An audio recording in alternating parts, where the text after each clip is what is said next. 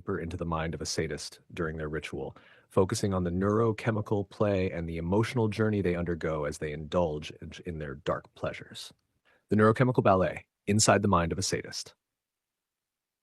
Imagine this: a dim room, the air thick with tension. The sadist stands over their victim, the tools of their dark ritual gleaming in the low light. What we are about to witness is not just an act of cruelty. It is a complex neurochemical symphony, a perverse ballet that plays out within the mind of the perpetrator. As the sadist prepares to inflict pain, their brain is already primed with anticipation. The amygdala, the brain's fear center, lights up, not with fear, but with the thrill of control and dominance.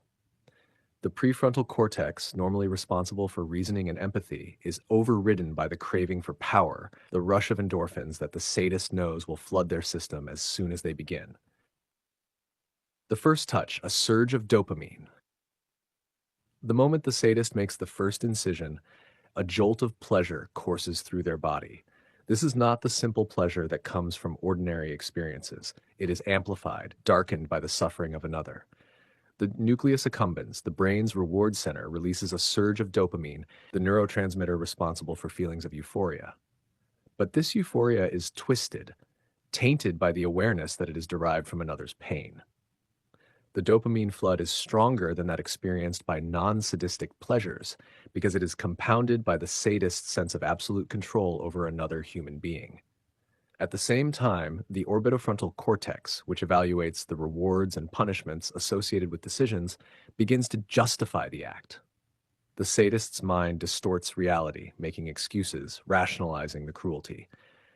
They deserve this, the sadist might think, or this is just my nature. These justifications reinforce the neural pathways that associate cruelty with pleasure, making it easier to indulge in the future. The heightening of sensation, pain as ultraviolet light. As the sadist intensifies their actions, the brain's pain and pleasure centers become increasingly intertwined. The more suffering they cause, the more their brain blurs the lines between the two sensations. This is where the concept of pain as ultraviolet light comes into play. Just as ultraviolet light reveals details invisible to the naked eye, pain reveals emotional and physical intensities that ordinary pleasure cannot. The sadist's brain, now fully engaged, lights up in regions normally reserved for both intense pleasure and extreme pain. The sadist isn't just feeling the pain they inflict, they are absorbing it, transforming it into a potent form of gratification. The insula, a region of the brain that processes both emotional and physical pain, is activated in both the sadist and the victim, but in very different ways. For the victim, this activation corresponds to agony, fear, and desperation. For the sadist, however, the same activation is perceived as a heightening of pleasure. This perverse enjoyment is amplified by the ventral striatum, which processes rewards and reinforces the sadist's behavior by flooding the brain with dopamine every time pain is inflicted. The escalation, the need for more. As the ritual continues, the sadist finds that the initial pleasure begins to fade. The brain, having released so much dopamine, starts to become less responsive. The sadist now faces a dilemma.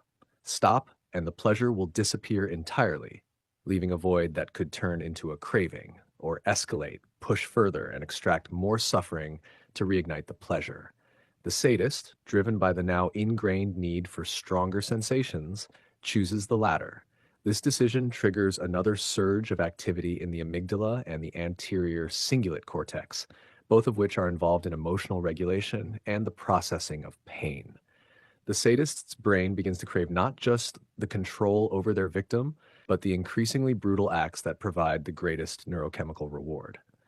The lines between pleasure and pain blur further, creating a vicious cycle where only the most extreme forms of cruelty can satisfy their need for stimulation. The peak and the aftermath, the twisted high and the crushing low. Finally, the sadist reaches the peak of their ritual. The neurochemical rush, dopamine, endorphins, norepinephrine, floods their system, creating an intense, albeit fleeting, high. This moment is the culmination of the entire process, where the sadist feels a godlike sense of power and control, amplified by the complete domination of their victim. The world narrows down to this moment, this act, this rush. But as with all highs, it is temporary. As the ritual ends, the brain begins to stabilize and the neurochemical surge recedes. The sadist may feel a sense of emptiness, a void that wasn't there before the ritual began. The pleasure, which was so intense just moments ago, vanishes, leaving behind a craving for more. This emptiness is not just psychological, it is neurochemical. The brain, now accustomed to these extreme doses of dopamine and endorphins, demands more. The sadist knows that to fill this void, they will have to return to the ritual, push boundaries further, and seek out even greater extremes. The long-term effects, rewiring the brain. Over time, this cycle of seeking and consuming sadistic pleasure fundamentally rewires the sadist's brain. The neural pathways that once processed ordinary pleasure weaken, while those that associate pleasure with pain and cruelty strengthen. The prefrontal cortex, responsible for moral reasoning, becomes increasingly disengaged, allowing the sadist to act without guilt or remorse. The brain becomes addicted not just to the dopamine high, but to the entire process, the anticipation, the act of inflicting pain, the moment of ultimate control, and the afterglow of satisfaction. In the long term, the sadist's ability to experience pleasure through normal means diminishes. Simple joys, like a beautiful sunset, a kind word, or a meaningful connection with another person, no longer register. Their brain craves only the complex, intense mixture of pain and pleasure that can only be achieved through cruelty. This is the final stage of their descent, where the sadist is locked into a cycle of addiction that only deepens with each ritual.